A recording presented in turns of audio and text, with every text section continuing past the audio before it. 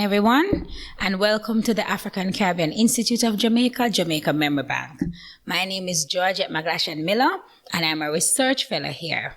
And today, we will be having a very interesting presentation from Ms. Barbra Ellis about celebrating our ancestors, heroes, and veterans. Now, today, as we gather to pay tribute to Jamaica's unsung heroes, those who have bravely defended our freedom and safeguard our nation's ideal on the battlefield. As we embark on this journey of remembrance, let us reflect on the sacrifices made by our heroes, veterans, and ancestors. Just take note, pay attention, and don't be afraid to ask questions, right? Because it's an interactive presentation, and we're happy to have you here. Now I'm going to invite Ms. Watson to give you a proper welcome and opening remarks for this presentation. Thank you.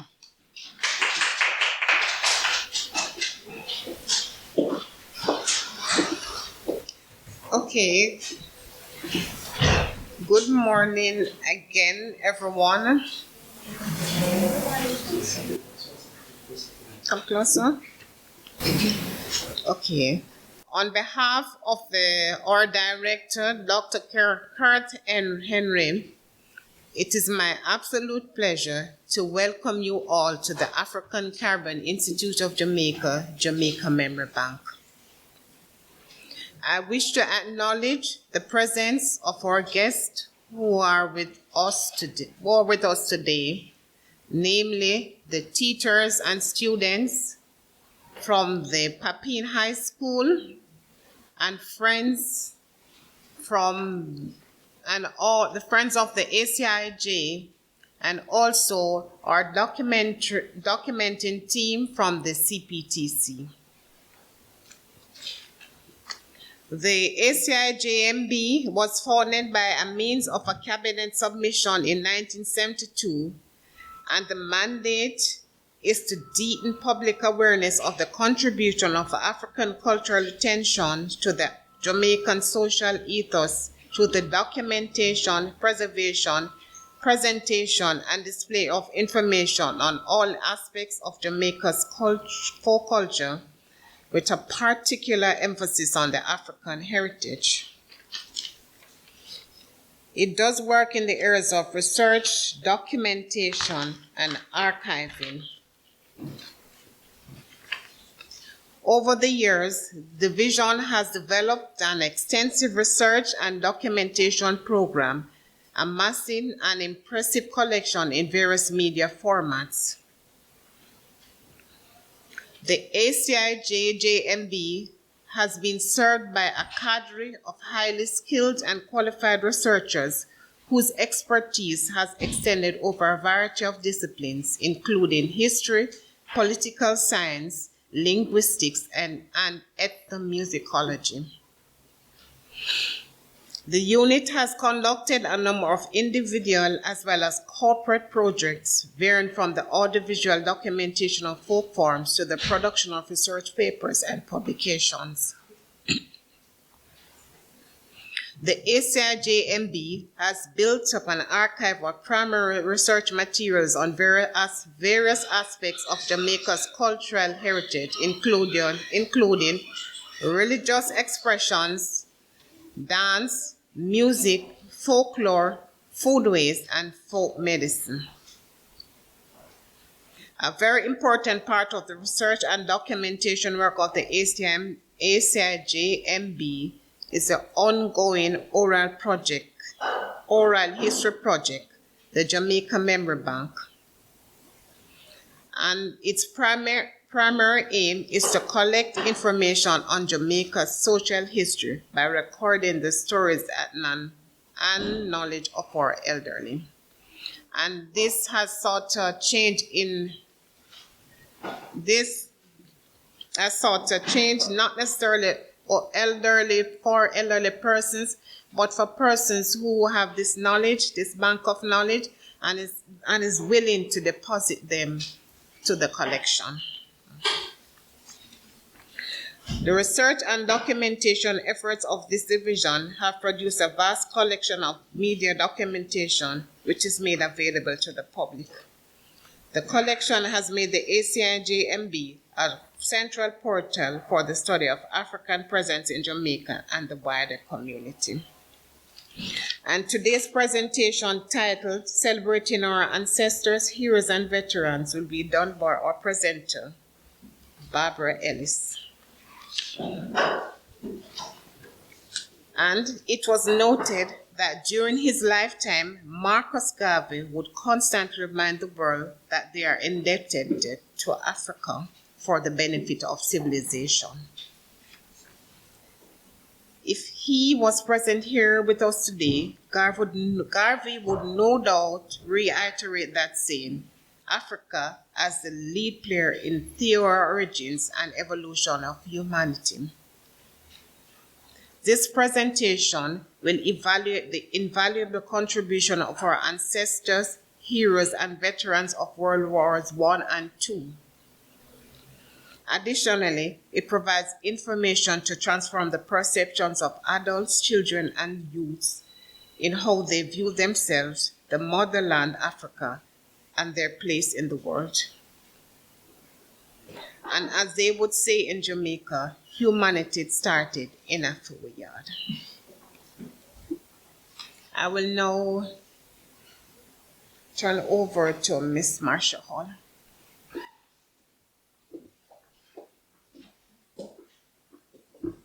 Thank you, Ms. Watts. So good morning, everyone. I'm Marcia Hall, Research Officer here at the ACIG GMB, and I have the privilege of introducing Ms. Barbra Ellis. So, since the inception of the African Caribbean Institute of Jamaica, Jamaica Memory Bank, we have been noted for our pioneering women, such as Olive Lewin, Beverly Elaine, Hazel Ramsey McClune, and Cheryl Ryman, to name a few, who have shaped and continue to do so the Institute's diverse discourses and initiatives through academic research, personal motivations, or independent scholarships. Today, we are privileged to introduce such a woman, Miss Barbra Ellis. Barbra was born in Kingston, Jamaica, but later migrated to England with her parents, where she was educated. After completing this phase of her life, Barbra taught for 2 years in London, which paved the way for her pedagogical work in Mozambique, Southern Africa, for 4 years. In those years, Barbra traveled extensively in East and West Africa. On her return to Britain, Barbra persisted in her professional capacity as an educator in adult continuing education. Barbra's passion for scholarship developed, and from this love was born her academic publications, such as Schooling Black Children in Britain, a practical guide for parents, and I'm certain at that time this was the first. This was followed by successive books, notably Reminisce the Windrush 50 Years On, Tiger Hunt, a children's book, and how to care for our animals and environment, which is very important today as we see talks of climate change. I'm sure you children have heard of recycling and reusing. So this is an example of a pioneering woman. And also African Journey from Emancipation, 1838 to 1948, The Windrush and the Mother Country. And these are a series of books, 1 and 2, and these were prominently featured on our popular local television series, Hill and Gully Ride, in 2017 with Carey Robinson. Currently, Barbra writes and publishes the Lest We Forget calendar, The Caribbean Contribution to Wartime Britain, and her ongoing research focuses on ancient African history, culture, and the contribution of the West Indian veterans in World War I and II. Kindly give a round of applause for Miss Barbra Ellis.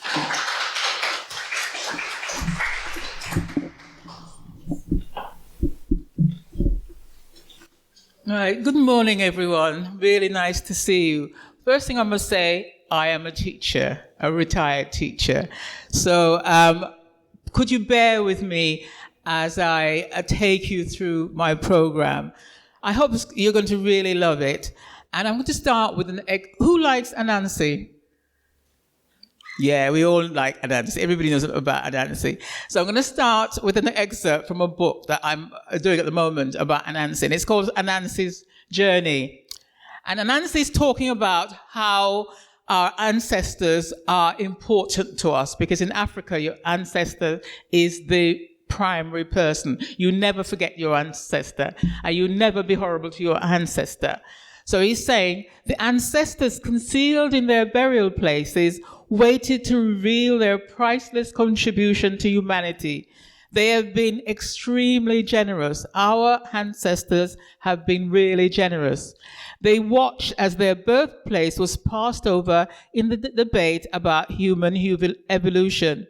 They did not worry. In time, their fossilized remains that had laid out of sight for millions of years would reveal the part they had played in human evolution. They would never allow anthropologists, archaeologists to exclude them for creating humanity forever. They were sure that their children would one day dig up their remains and show how Africa had given birth to humanity. From every part of the African continent, the ancestors began to show their prehistoric bones and tools. They had stepped down from the life-sustaining trees onto the savanna, taking their first upright steps to evolve into the human species, our species. As they developed, they exited their homeland, Africa, in waves. Finally, between 100,000 and 200,000 years ago, our species, Homo sapiens or Homo sapiens, walked out of Africa into Asia and Europe. So that's my starting point. And could you bear with me, because we're going to start here and then we're going to move back a little bit. And I'll show you why we have to be grateful to our ancestors, why we have to thank our ancestors, and why we have to be really humble to them, because they have done so much for us. They have made us one of the greatest continents on earth, because before, Africa was ahead of every continent in the world. Asia, Europe, and the other continents. Africa was the first. And I'll show you through my slides how that was. So that's the calendar. Now, sorry, what's your name again? Marsha has already said about how Garvey said the world is indebted to Africa. No, I didn't know that. I only found that out recently when I was putting this together and I was going through his writing. And I thought, wow, he was saying that in 1940, 1920. How brilliant. And then in 72, another person came home, and this was Cheikh Anta Diop of Senegal. He was a writer, he was a philosopher, he was everything. He was born 100 years ago last year, 2023, was 100 years old. And he wrote a book because people were saying things like, Africa has, well, European historians and archaeologists were saying that Africa has no history, no civilization, no culture. And so when Marcus Garvey said the world is indebted to Africans, he was saying that's not true.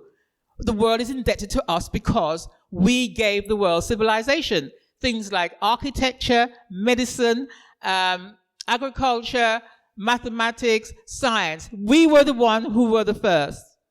Then come along and Cheikh Diop of Senegal, and he writes a book. And again, he's saying that's not true. That is definitely not true. Africa was the first. And he's really, really good, because he then says, I know, I can show you that along the way, there are people who will prove to you that Africa was the first people who gave us civilization and other things.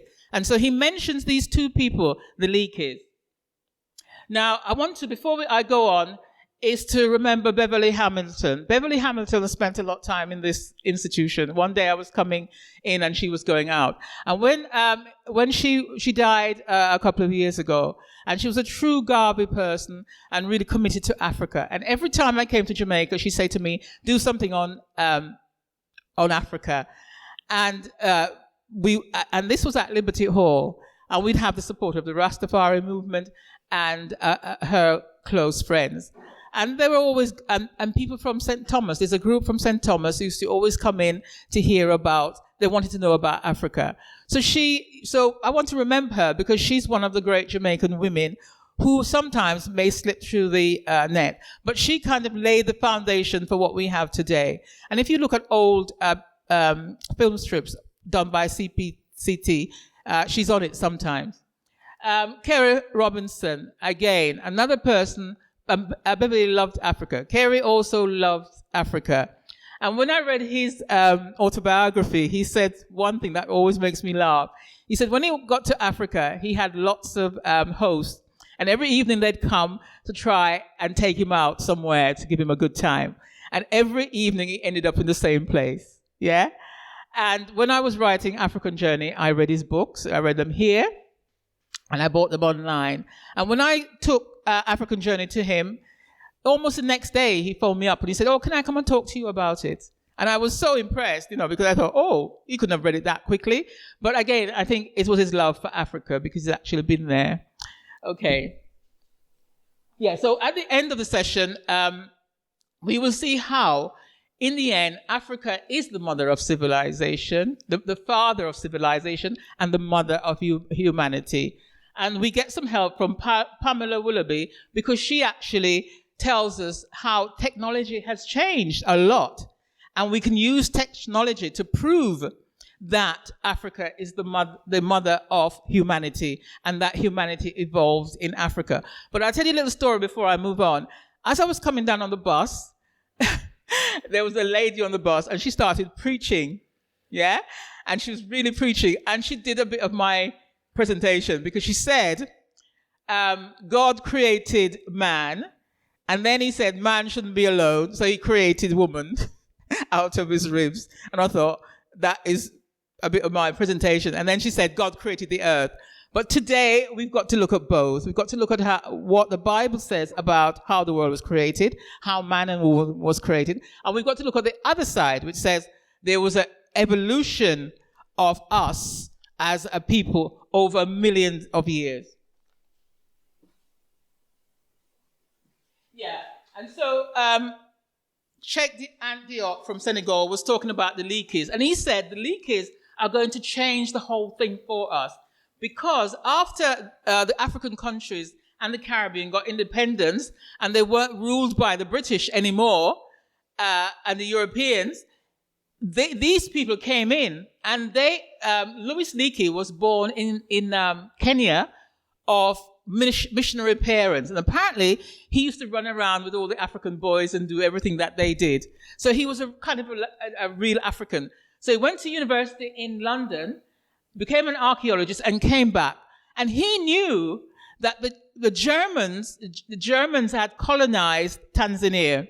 And he knew that they'd found fossils of our ancestors, but they kind of put them aside and said, these didn't matter.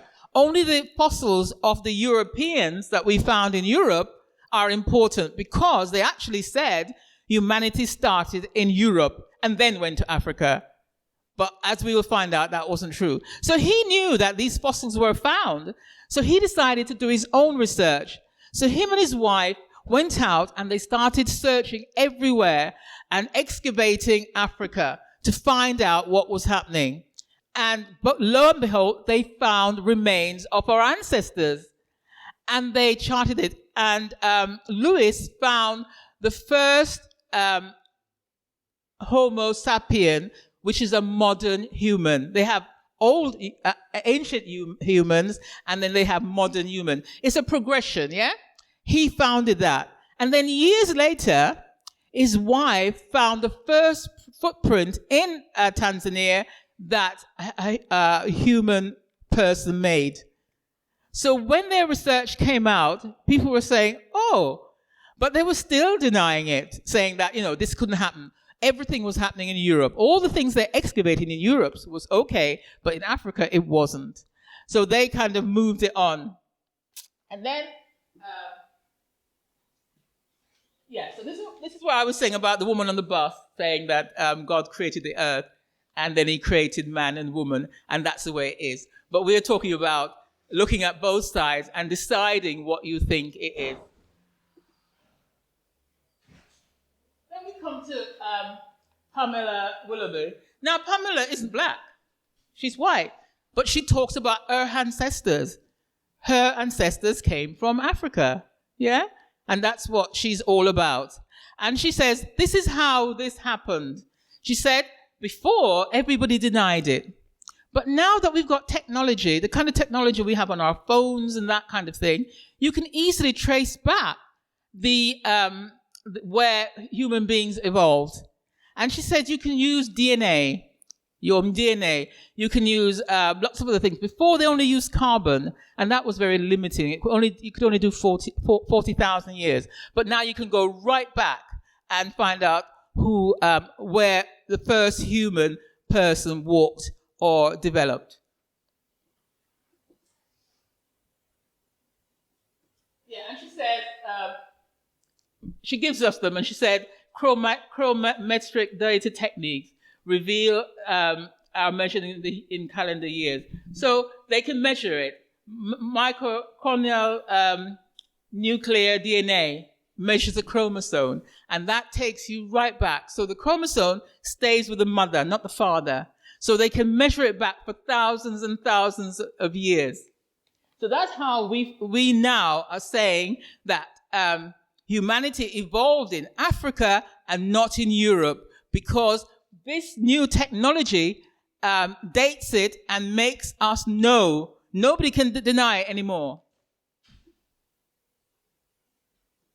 So this is a bit difficult, and I'd like you. I can't really tell you all this, but what I'd like you to do is to read that quietly to yourselves and think about it. Yeah, because it gives you a sequence of what happened. Yeah, it's not completely perfect and it changes, but it gives you an idea of when the evolution of human beings started, if you believe in the evolution of human beings. Yeah? And that's roughly what it is. There's 6 points on there. Can you read it? No? Who can't read it? It's too small. Okay. Well, the other one is even smaller. Well, just roughly, the first one was Adi, and he was found 404 million years ago in Ethiopia. And that's really what's interesting, that all these people are found in different parts of Africa. And what's really interesting is, when I was doing some more research, I found the name of a young researcher, because now they have a lot of researchers in Africa. And one of them was called Haile Selassie. I thought, oh, how interesting. So you get Adi, found in Ethiopia. Then you get Lucy, 3.2 million years ago, and she's found in East Africa. She walks upright. Then you get Homo habilis, and he was found at the Olduvai Gorge in Tanzania, and he lived 204 million years ago. Then we get Homo erectus, which is the beginning of us, and he lived about 1.9 million years ago, and he was found in Kenya. And then we get Neanderthals in Europe and Asia. But even now, that's in dispute, because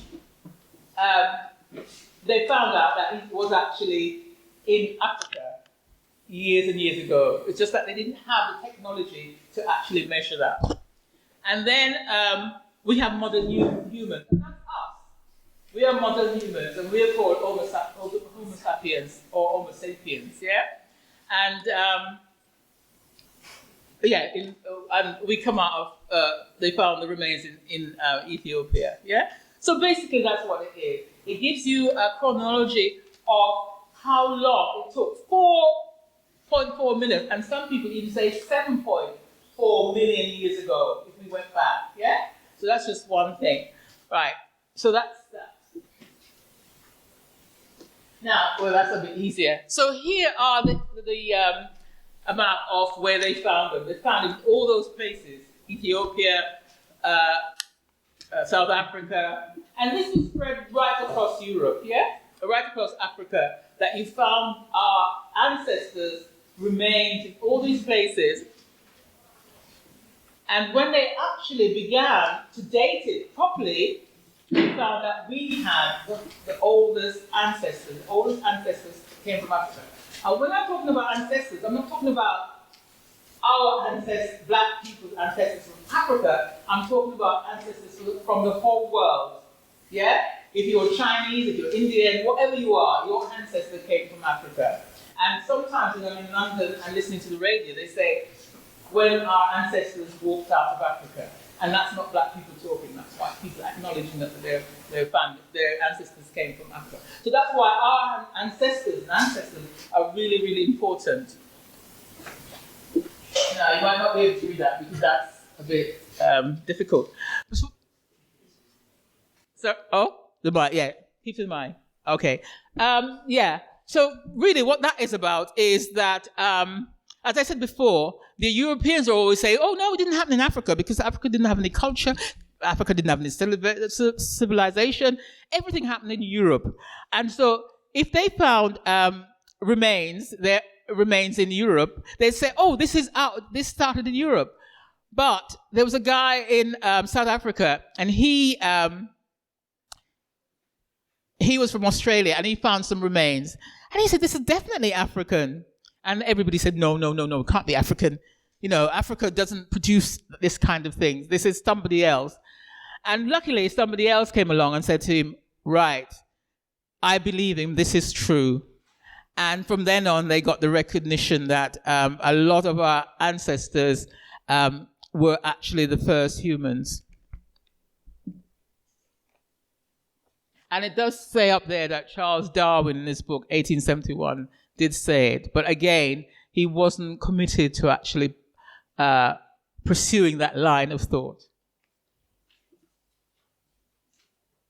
Now, this is Roots Out of Africa. And I chose that simplified version. And it shows you 3 times. And the one at the middle is like the middle one. And the bottom one is the second one out. And the one at the top was the last one on Homo sapiens. That's what we are. And this is how they moved out of Africa into, first of all, Asia, and then into Europe. Asia, because if you can see there where it says 100,000, the land crossing, they could cross easily by land into Saudi Arabia and then go finally to places like Australia. And you can see from the numbers that the numbers are less because it's taking longer for them to get there, yeah? So everything starts in Africa with our ancestors. Now, last October, I was put into a community WhatsApp in London. And the first thing I got was this map from somebody called Conan, who I don't know. I don't know him at all. And he put that image on. And again, that's a more detailed image of them coming out of Africa, yeah? And where they actually went. I see all the way down to Australia and links us up as humanity. Now, so I was really glad to get that because here is this person on a community WhatsApp in the UK sending this out. So I contacted him, and now he sends me videos, all kinds of things. He posts them and he sends them out for people to see. So it is an issue that's gaining ground for many people. Okay, no, let me go back. Now, can anybody tell me who Lupita is? Lupita Nyong'o. Can anybody tell me who she is? Does anybody know? Yeah? You don't know? Nobody knows? Thought one of the younger ones might know. Lupita Nyong'o. Yeah, Lupita Nyong'o, yeah. Yeah, she's an Oscar-winning actress. She's an Oscar-winning actress. And, Kenyan. sorry? She's Kenyan. She's Kenyan, yeah. Yeah, you take it, yeah, tell her. Yeah, she's Kenyan. Mexican Kenyan. And she's written a book for children. And it's all about valuing your blackness. That black is beauty, yeah? Because obviously at some point, somebody said to her, you're not as beautiful as your sister because you are so dark, yeah? So she's written a book about that. As soon as she got her Oscar, she wrote the book, yeah? And that's good. And then the great thing about it is that recently, they traced her chromosomes right back to the first woman who lived in Africa. She is the first woman who lives in Africa, and she's related to that person. Oh, sorry. Yeah, they traced her ancestry back to the first woman in Africa called Eve. Yeah?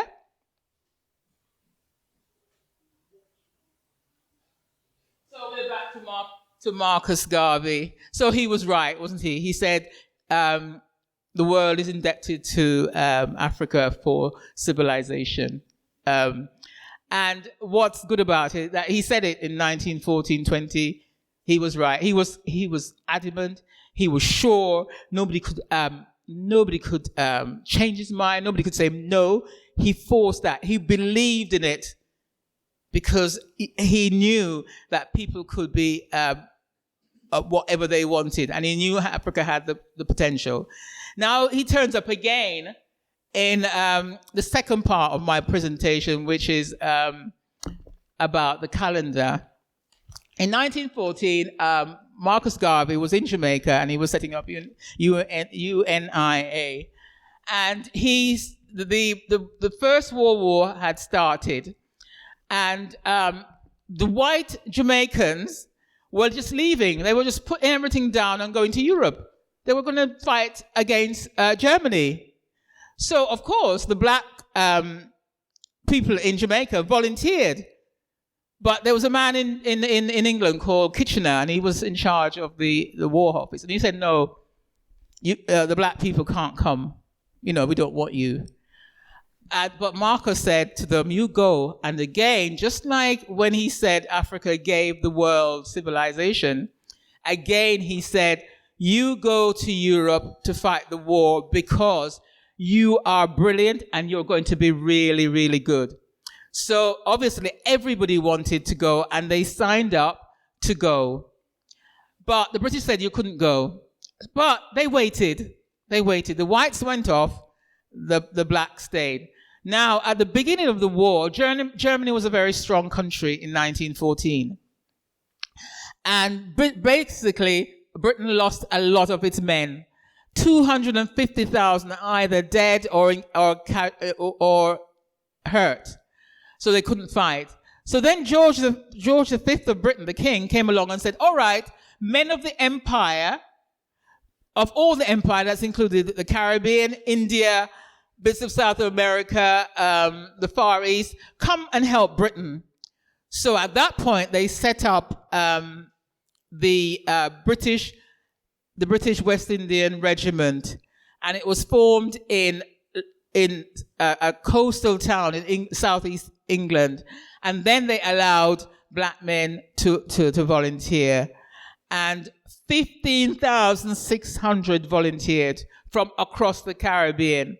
Now, can anybody tell me which countries they might have come from in the Caribbean? Which countries might they come from? Jamaica, Barbados, Trinidad, St. Kitts, Guyana, Belize, British Honduras, Belize they came from. The whole lot of them came from there. 15,000. They got into ships and they got into England. They trained them.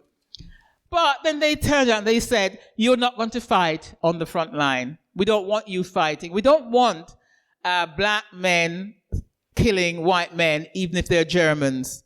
So what did they do? They said, you have to do the kind of laboring jobs. So, and then the other thing is they sent them to Africa, and they sent them to the Middle East, to places like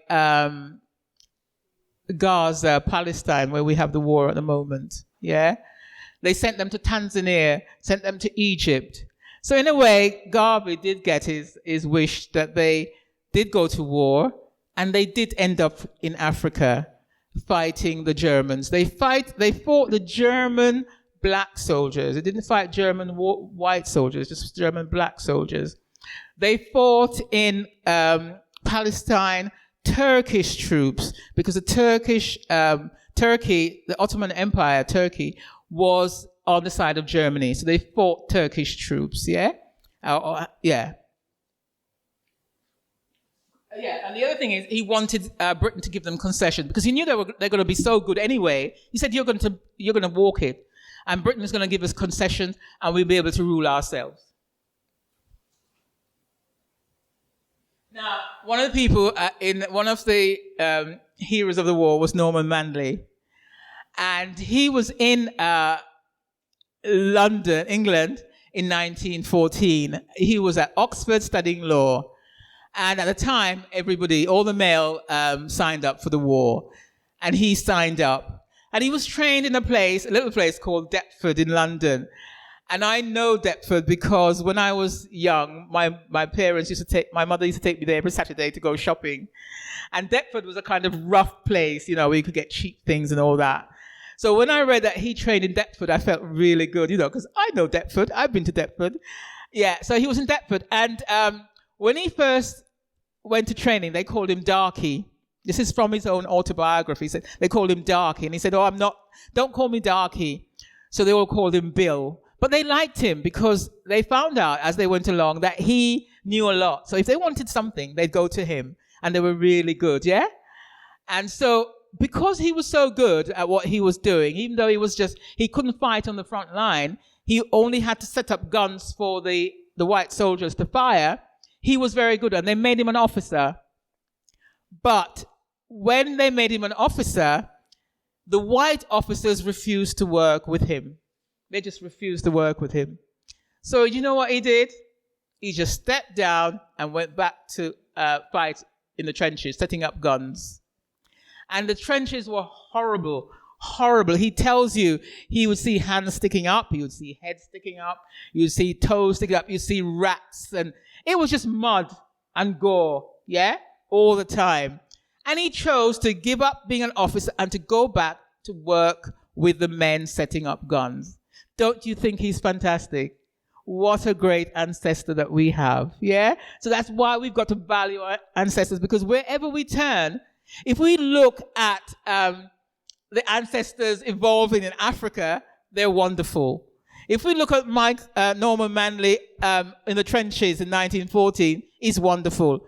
The only sad thing about it was that his brother, Roy, got killed carrying a colleague to safety. A shrapnel hit him, yeah?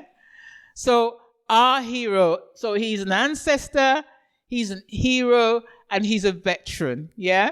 And when we see him, we need to be really proud of him. He's a fantastic person that we should all love. And that's the story I tell about him, and that's what I tell to children, because I think it's such a character building story. To give up all that, go back, but still go forward, because we know that he did even more things when he came back to Jamaica. He fought for independence. Okay, so eventually they did allow the black men of the Caribbean and South America to take part. And at the top of the picture, you see the Bahamas Regiment, and that's them in 1914, ready and willing to go to fight. And they did go, and they, as I said before, they might have gone to Iraq, Palestine, those places, Tanzania, Egypt, and some of them did go to France and Belgium on the front line, yeah. And they did do well, just as Marcus Garvey said. You're going to walk it. This is fantastic. You're going to do well. And when they got the opportunities, they did well, yeah. And the commanders in England, especially the ones from New Zealand and Australia, talk about there is no other troops we would want in battle with us than the West Indian Regiment. They actually say that. It's written down, yeah? Because they were so good. So again, we have ancestors that we've got to be proud of. They did well. And they didn't make it easy for them. They had a really hard time. Everything was against them, but they overcame it and did well. Now, unfortunately, for our ancestors, things don't always go right. And at the end of the war, in 1918, these 15,000 men was demobbed to Italy.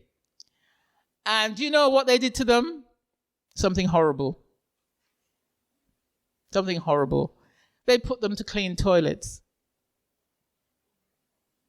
After they'd been so good in wartime, after they'd survived, that's what they put them to do. And that's a picture of them cleaning out the toilets for the British, Italian, and American troops. Yeah. Now, being our ancestors, they didn't just take it. They decided to fight. And they rebelled. They rebelled. They had a mutiny. They said they all came together. And that was really what was fantastic. 12 battalions of, say, nearly 15,000 men came together. And they said, we're not having this nonsense. And they rebelled. And the British had to bring troops to quell the rebellion. Yeah? And at the end of it, you know what they said? When we get back home, we have to rule ourselves. We have to get rid of the British. Yeah? And that was what they did. And when they came back, they did a lot of work in organizing and making sure that the workers in the Caribbean got a better deal, and they pushed forward for independence from the British colonies because of their experiences in the First World War. Yeah, another sad story. When I read this, it always makes me so sad. There's a young man, 16 years old. He comes from a little village in Clarendon, I think it's Clarendon, and he signs up when he's 16. He gets trained. He goes to France. Again, he's not fighting on the front line, but he's actually setting up guns and carrying things from place to place. And Norman Manley says that when he was in the trenches and the shell went off, he said it was devastating. They'd have to throw themselves on the ground and get covered with mud to take it. Now, he's just left Jamaica. He's 16 years old, and they put him near to work to the trenches, and the shells are going off. He can't take it. So twice he wanders off from his job. So he was court-martialed, and he was shot by firing squad when he was 17. He didn't last long. So that's one of our sad stories. But the good thing about it is that every year in London, not in London, just outside London, a group of people come together and they remember him, shot at dawn. And then in 2000 and something, they actually forgave the people who deserted in World War I and World War II. Yeah, he was suffering from shell shock. Yeah, but they made an example of him, and he was killed. He was shot. Okay, so we come to this. I'd like to present Major Joanna Lowen, and she's going to just talk us through two slides. Yeah, this is very briefly, because she's on that slide, the first one. And it was Major Lowen who organized this thing for me. Thank you very much, Barbara. Pleasure. I'm not feeling so well today, so forgive me. I'm not sure about walking you through those slides, but and first of all, I heard it wasn't you. I heard in the introduction mention of my dearly departed mother, Dr. the Honorable Olive Lowen. So it's kind of poignant for me to be here today. However, it also brought some parallels to mind. I grew up with my mother, with folklore coming through my pores. Music was morning, noon. That was morning, noon, and evening, dinner, lunch, supper, weekends, church, the whole 9 yards. But what she did, and she was instrumental in the memory bank, creation of the memory bank, and providing quite a bit of information for the memory bank, is that she embedded a sense of service, remembrance, honor, pride, motivation, because of our heritage. And this includes our veterans.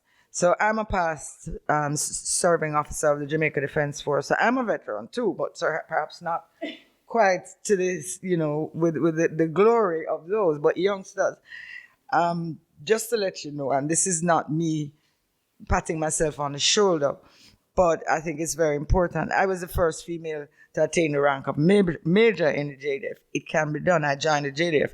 Don't tell anybody outside these doors in 1977. So it was not easy in those days, and it still isn't easy today, but a little bit better. And you know that we have now a chief of defense staff who is female. And I was also the first female helicopter pilot in the Jamaica Defense Force and trained on helicopters with the Canadian Air Force. First female that they did too. So the point here is that you can do it. But in order to be able to do it, you must have knowledge, you must have pride, you must be motivated. And this is why I spend a lot of my time dealing with our veterans, not only those pictured there, some of whom are over 100 years, but our local veterans. And Barbara mentioned Norman Manley and Herbert Morris. I had them on my list here. But I can just add one more thing. I can never pronounce it.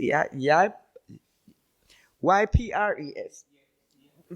Whatever. In Belgium. Herbert Morris, who was executed, is buried not too far away from Norman Manley, who was our first premier. Both of them are, in my mind, heroes. And there are many, many other heroes. And we have created statesmen. We have created brilliant persons, brilliant in various industries, who served in World War I and World War II and came back to Jamaica and served here with honor. Some of them stayed in the UK and served there with honor. I don't know if you know, but Michael Manley, Norman's son, right? I'm not all here today. He also served in the Royal Canadian Air Force in World War II. I could go on. Arthur Wint served in the war as well. His brother served in the war. His brother died in our care home in Jamaica, in Manchester, maybe about 10 years ago. I think he died in about 2013. And I could go on and on and on and on and on. One of Barbara's slides, it has to do with, before you go there though, Barbara, one of them has to do with a Jamaican who died alone in his flat, Peter Brown, in the UK a couple of years ago, December 2022. He wasn't buried until April 2023, and that in itself is a story of its own. But finally, I went because we were putting up a monument, a plaque, which was arranged by somebody in the UK because he had relatives, honoring the over 4,000 Caribbean persons who volunteered being the critical word, for World War II, and they were trained in Filey, which is in Yorkshire, which is one of the worst places in terms of weather: cold, wet, windy. And they weren't supposed to, based on guidance from the Imperial War mechanism, they were supposed to go, persons from the Caribbean were supposed to have trained in the south of the UK so that it would have been easier for them. Some died because of the harsh conditions during training. So the interesting thing about that, though, is that the City Council refused to put that plaque in their memorial garden. It was a private citizen who has no Jamaican or West Indian heritage who agreed to put it up over their home. And those guys sitting underneath the flags there are World War II Royal Air Force veterans who are still alive. But closer to home, and this is part of my passion, we still have World War II Royal Air Force veterans alive. One just died a few days ago, about a week ago, He was 101. We have one that's 103 going on 104 who lives at Curfew Home in Manchester. And then we have other sad stories. We have stories of World War II Royal Air Force veterans that I found who died of malnutrition and dehydration in 2021. I'm not talking about in the 1800s or the 1900s, in 2021. So I had written a little thing called The Plight of Peter Brown, but that plight of Peter Brown, who died alone and no known relatives, and I did a lot of research, and I won't go into the details, and eventually, when he was buried in April at a magnificent ceremony, which was organized by the Westminster City Council, and those of us from other interested parties, Royal Air Forces Association here, Royal Air Forces Association there, and the Royal Air Force itself, he had some relatives there. Prior to that, we had no knowledge of. And I won't go into the research methods, but I was able to find relatives distant, when I say distant, but blood relatives on his mother's side and his father's side. But the point is, I spent a lot of time and energy on that because it was important for this man not to be buried without having some family and having the recognition for his service. But we need, and you can move to the slide now, but we need to ensure that we look after those here on this soil. We need to recognize them. We need to honor them. We need to look at them as role models. We need to make sure that they don't die of malnutrition and dehydration. The 103-year-old that I told you about, I found him in 2019. He had not had light or water for over 1 year. And all he had was breakfast because his neighbor was benevolent.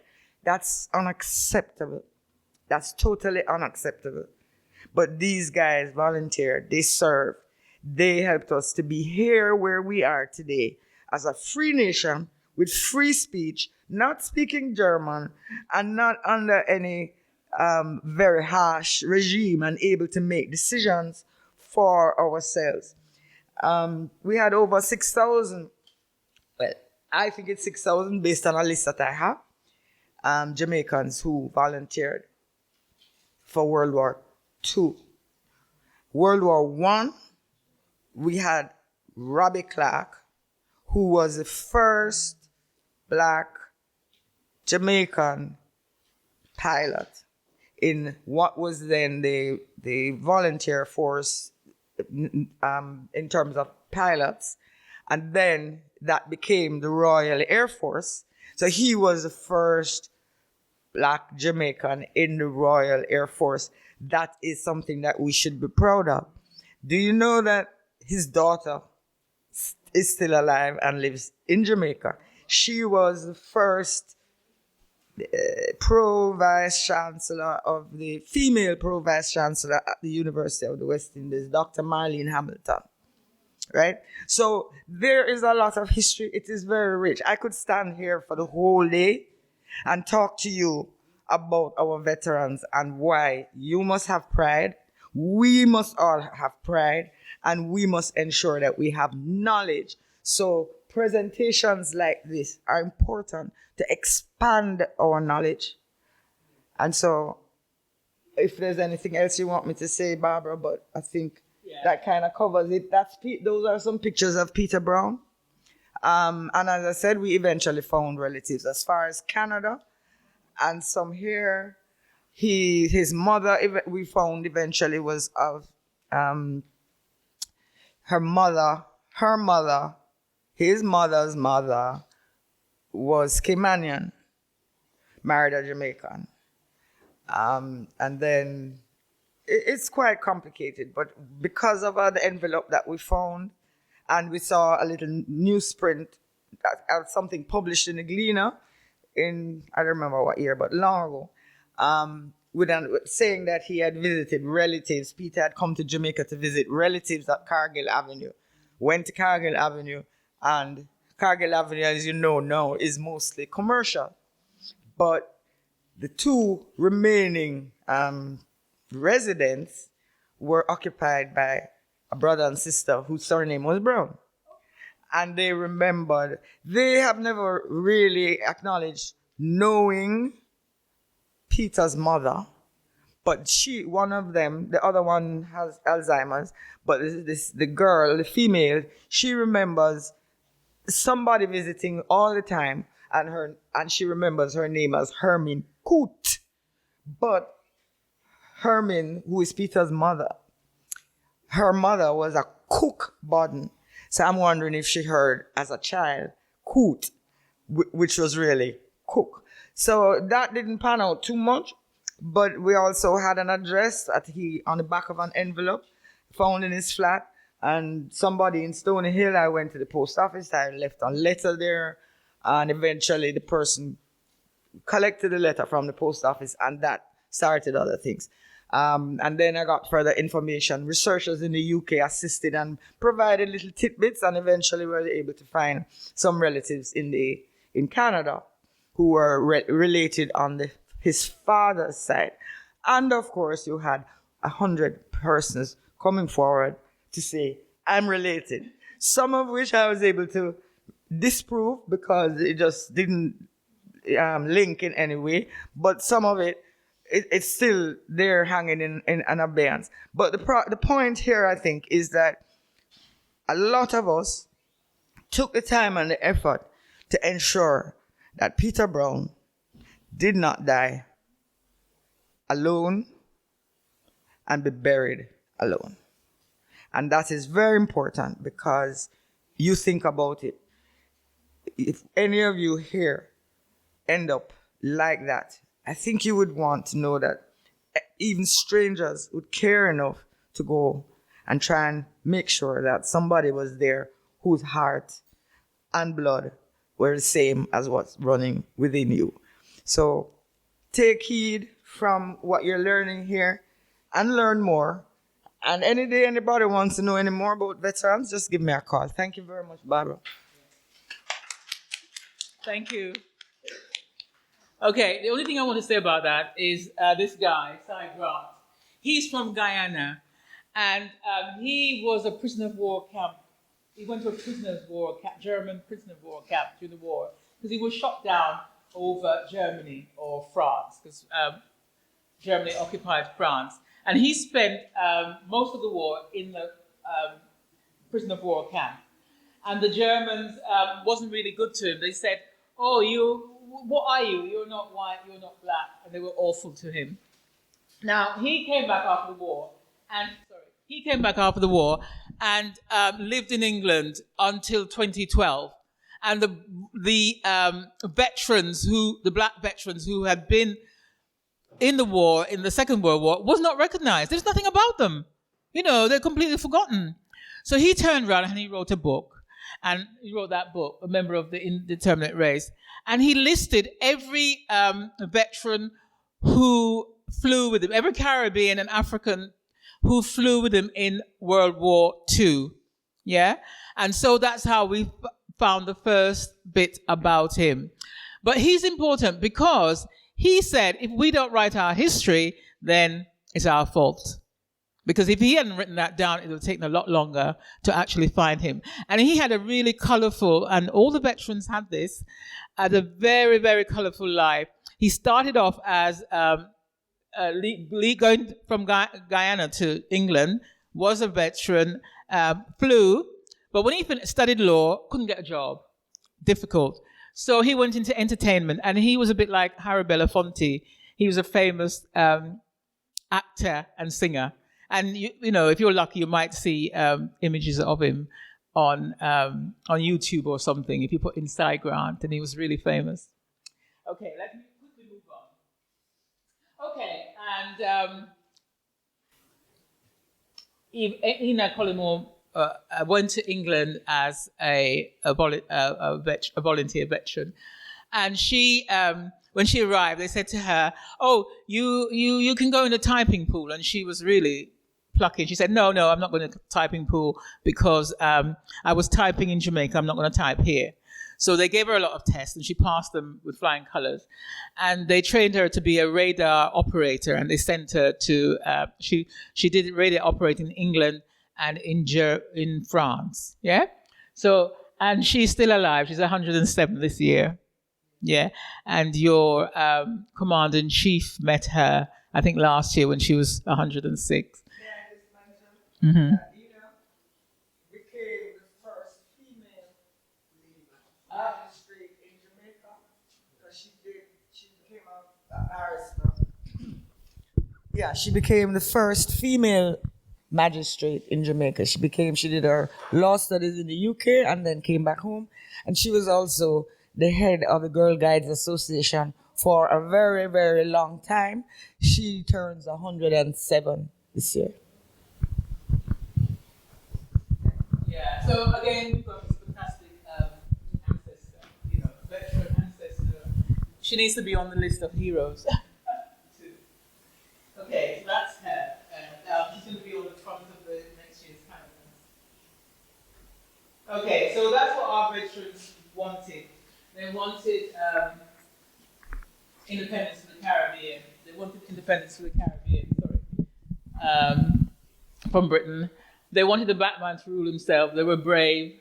They were not recognized by the British colonizers. And so I think they should be part of our heroes. They should be. We've got Norman Manley. We should have, even a slight nudge to the veterans of World War I, especially. And so here are our heroes, and I've just put them there. That's the Bahamas Regiment. I would put them there as well because they did fantastically well at that time, and they survived. Yeah, and I just put in a few things, like in 1900, for example, we're talking about Marcus Garvey, 1914. He's around from then. And the push for independence for the Caribbean and Africa. And so there was a Pan-African, the first one was in 1900s, with Sylvester Williams from Trinidad. And then they had Pan-African conferences. And it was about people from the Caribbean, from Africa, people from the Portuguese colonies, the French colonies, the British colonies coming together and saying, we want to be free of the British, we want to be independent, we want to rule ourselves in the Caribbean and in Africa. And you can see in 21, there's a second Pan-African conference. And that's after the First World War, where they split up the German colonies into British colonies. Because Germany had colonized Tanzania, Cameroon, Togo, and Namibia. Yeah, so that they took those countries from Germany and spread them out. And this is like Major was saying about how you do research, how it goes. Now, this Arthur Briggs, it says he was born in Grenada, but he tells everybody that he was born in Charleston, USA. And he used to work, he was part of this band. This is the American band in 1917 that led the white Americans into the war. They didn't want any, just like here, it repeats itself. They didn't want black Americans in the war. But this guy was a fantastic band leader, James Reese Europe, and he said, all right, I'll get a band together. So he comes to the Caribbean, he comes to South America, and he gets all these musicians, and they begin to play in this band. And we think Arthur Briggs was one of them, but we don't know. Research is difficult. But they had a horrible time the Americans didn't want them, so they gave them to the French. But they gave them to the French, but they were brilliant. They were absolutely brilliant. They just walked it, and they got loads of medals at the end of it because they were so good when the Germans came after them. Now, what we find is that after the war in 1919, we don't know if Arthur Briggs went with the Americans to France to fight. But we know that in 1919, he went to live in Paris. And he had been in the band, and he was a brilliant musician. And he traveled the whole of Europe after 1919 playing. And he was the opposite of Louis Armstrong. He introduced jazz to Europe. Yeah. But what happened to him in 1940 when Hitler overran France? He was put into a prisoner of war camp. And he stayed there until the end of the war. But, you've got this dilemma. Do you want to put him as part of the American black troops? Because he was in the band, but you never know. He could have been, yeah? So that's him. And that's the end of the slide. Oh, yeah. And to say that Jamaica has a history of using calendars to tell our history. Yeah, I did a session with some women, and one of the women, Caribbean woman, Jamaican woman, brought me this calendar to show me that she bought some time. She had. Now, to sum up, this is a Google search. Is Africa the mother of all civilization? Africa is both the mother and father continent. It gave birth to humankind as a biological species, and our African ancestors created human history, culture, and civilization. Human and global history developed literally hundreds and thousands of years in Africa before it spread worldwide. The mother and father, it is the mother and the father continent.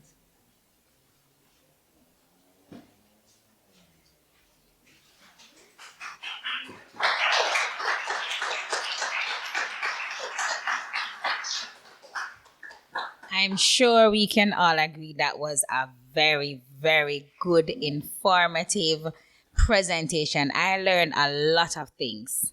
And I'd also like to thank Major Joanne Lewin for coming to assist Ms. Barbara Ellis. Now we're going to take questions, and Ms. Ellis and Major Lewin will give your responses. We'll take at least 3, considering the time. Major Lewin, you'll have to leave early. Go ahead. Right, Major Lewin will have to leave soon. Good morning, everyone. My name is Chelsea Stevenson. I'm a research officer here at the ACIJ JMB. Either last year or year before last year, one of my articles was it was actually called Colonization in Reverse, because I really love that title, how West Indians redeveloped post-war Britain. And I just wanted to know, what were the sources? I don't know if it was said prior because I was in and out, but what sources did you consult during your research? Or what archives online, what did you consult during your research? Yeah, we're going to do 3 together or what? There's another card. Let's try to Yeah, I used a lot. There's a website called Air Crew, and it was actually developed by the guy I told you, Cy Grant. And Cy Grant, when he was shot down over Germany, he was shot down with a Dutch pilot.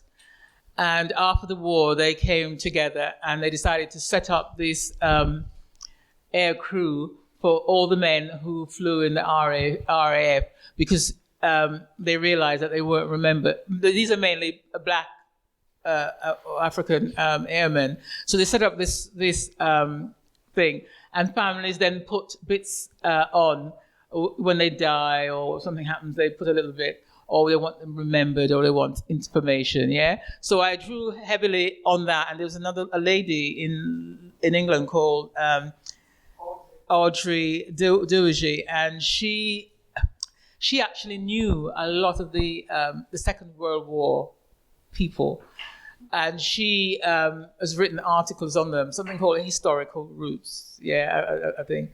And she can tell you about the veterans in London. She met them when she was younger and they were older, but she knows like the most famous ones, the famous Jamaicans or whatever, the famous Guyanese people, and she had a lot of information. So I drew heavily on that, and also I did a lot of internet searches. Yeah. But there's a lot out there. A lot of people have written things, and there's quite a lot of books online. If you go to Amazon, you can find because I like with Cy Grant, I had to find his book online and read it. Okay.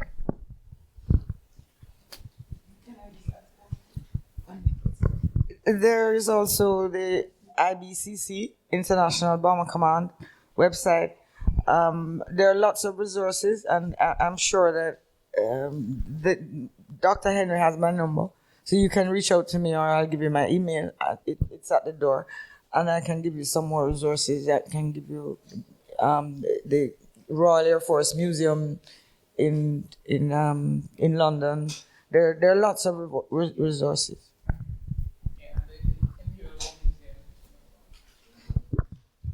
Good morning, everyone. Miss Bachelor from Papina High School. I'm history and social studies teacher. I just want to know, can you share any personal story or experiences that have inspired you to advocate for the recognition of our ancestors and the veterans?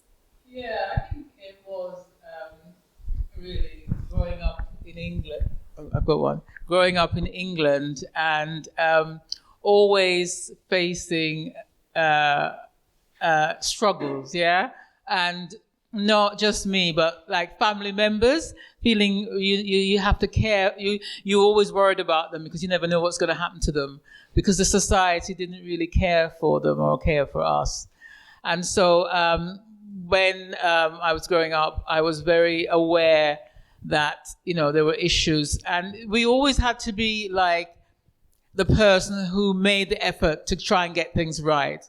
And going back to what you asked, a couple of years ago, I found out there was a veterans organization in London, mainly Second World War, and they had a building, and they were going to lose their building.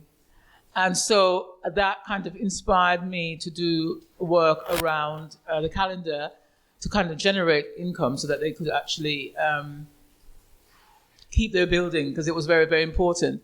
And not only that, they were caring for the elders, the people who had retired, so they could actually meet in the building. Yeah. So it's generally a community where you can't relax that much, and you've always got to be trying to survive and aware that other people too are having a bad time. And it's how we come together and resolve the issues. I don't know if that answers your question.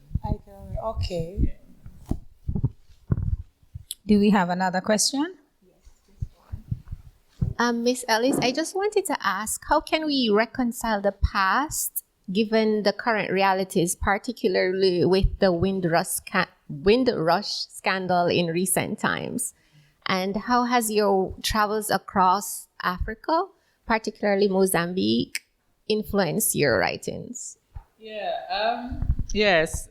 I think, again, we've got to go back to our ancestors. And when I read what happened to my ancestors and things, it really makes me strong. And when I was going to Africa, everybody said to me, "Why are you going there? That's going to be a horrible place." But I went, and what you see now in me, Africa made me. If I hadn't been to Africa, I would still have doubts about myself, what I could do.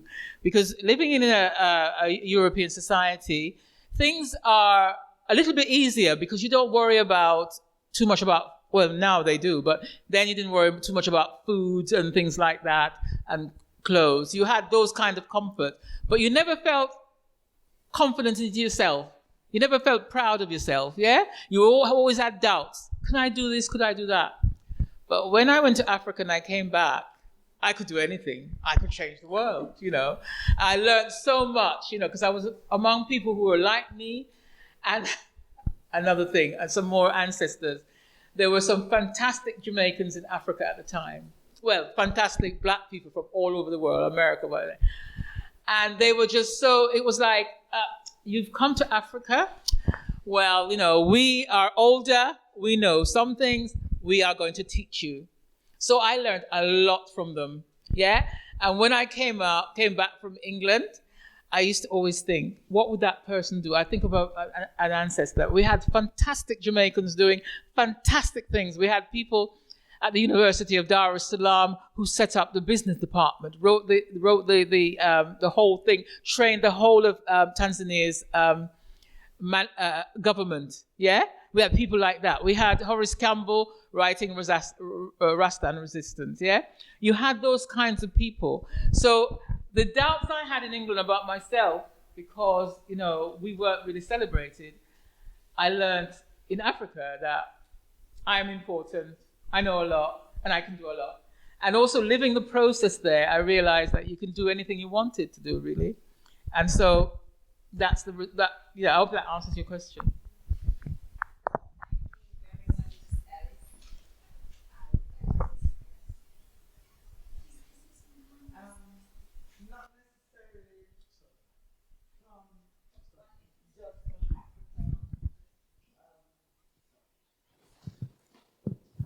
Not necessarily just from an African perspective, but growing up with my mother, who, as you know, did the research into Jamaica's folklore, musical heritage primarily, but that included stories, maybe not about Nancy, but stories.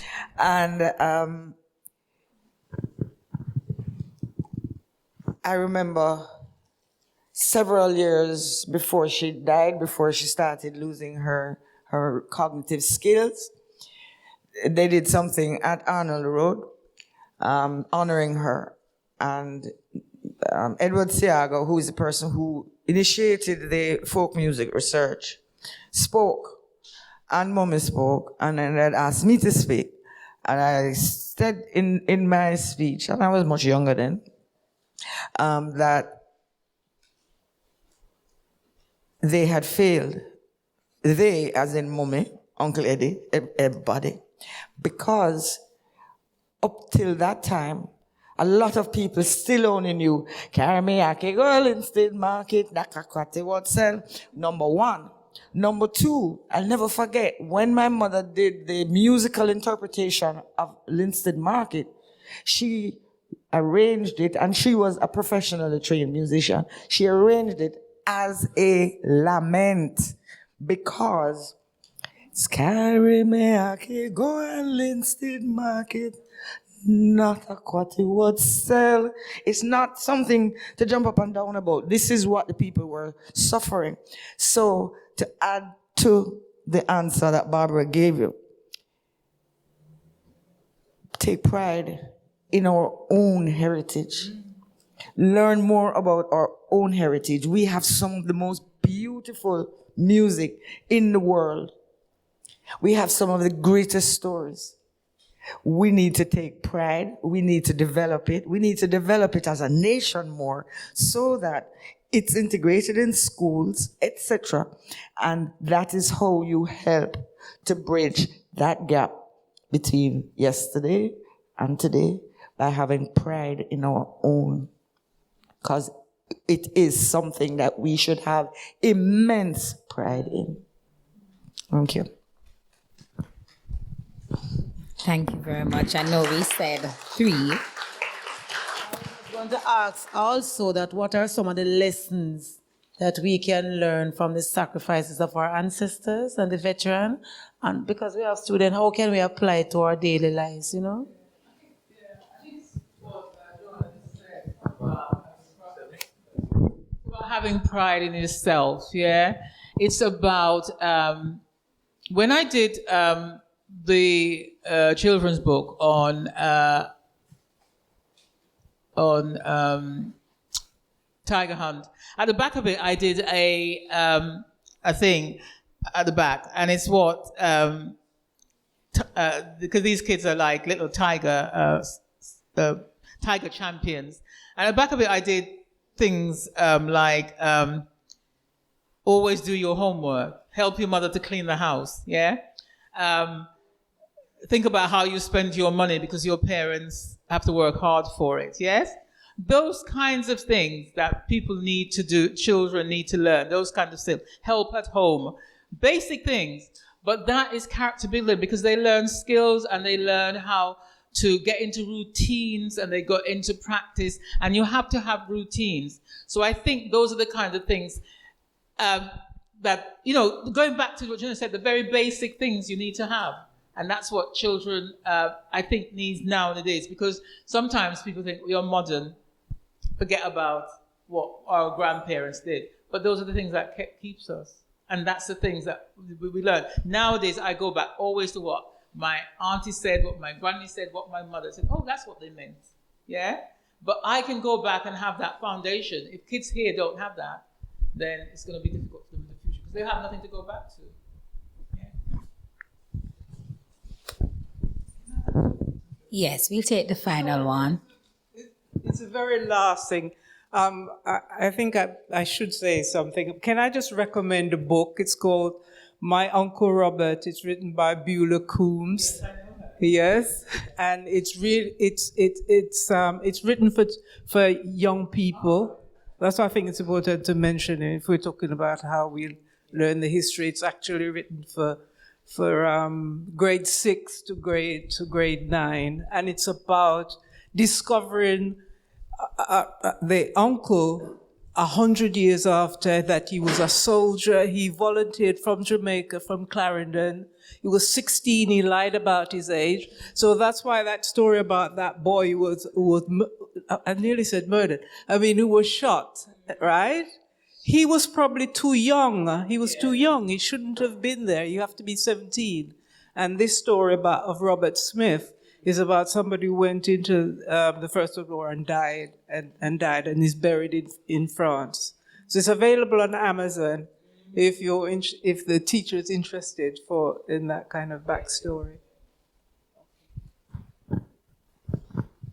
Thank you very much. We will now invite Miss Chelsea Stevens with the vote of thanks. Stevenson, sorry.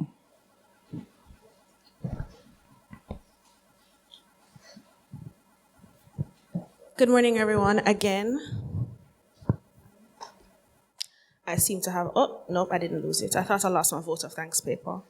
All right, so firstly, I want to thank our audience, everyone, for coming here to the ACIJ, taking time out of your schedule to come and hear Miss Ellis speak about celebrating our heroes, veterans, and ancestors. It's a very interesting topic, and even though our name is African Caribbean Institute of Jamaica, we don't restrict ourselves to just looking at the African retentions in Jamaican culture because, as you know, Jamaican culture is very unique and dynamic. So we make space for everyone and everything. Okay.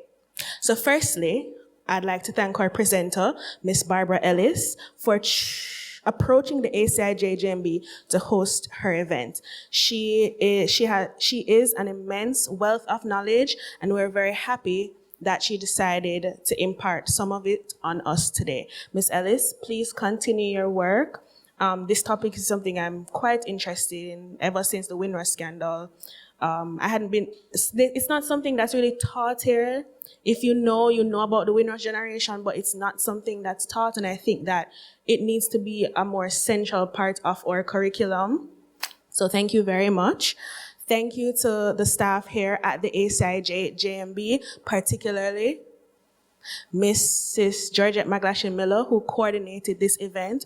However, even though she was the coordinator, every single one of us, as always, we lend our hand. So thank you to Ms. Watson for deputizing for Dr. Henry. Thank you to Ms. Marsha Hall for introducing our speaker so eloquently. Ms. Tracy Williams, Ms. Brody, Mr. Williams, Mr. Pasley, our AV technician. Thank you, Ms. Pat. Thank you very much for your assistance. Thank you to the teachers and students of the Papine High School. Thank you for coming. Thank you for bringing your students.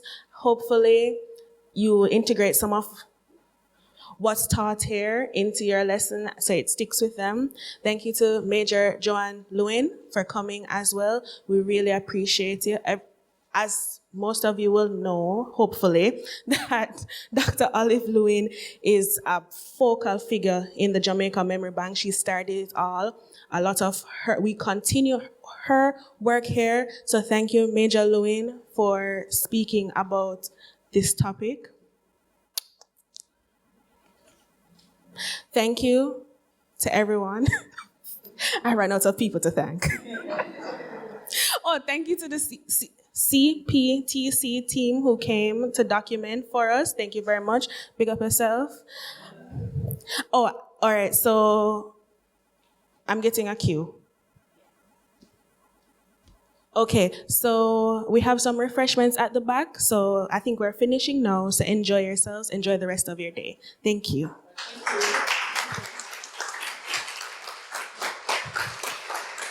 Mr. Pasty, can we get some mood music, please? Thanks. Some mood music.